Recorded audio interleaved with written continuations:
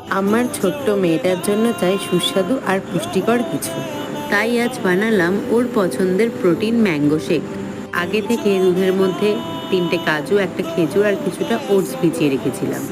আর সাথে এখানে নিয়ে নিয়েছি fresh mango. No sugar, no fuss, শুধু ভালোবাসা আর পুষ্টি। ওর প্রতিটা চুমুক মায়ের যত্নের প্রমাণ। হেলদি খাবার শুরু হোক ছোটবেলা থেকেই। মায়ের ভালোবাসায় বানানো ছোট্ট নিউট্রিশন শেক।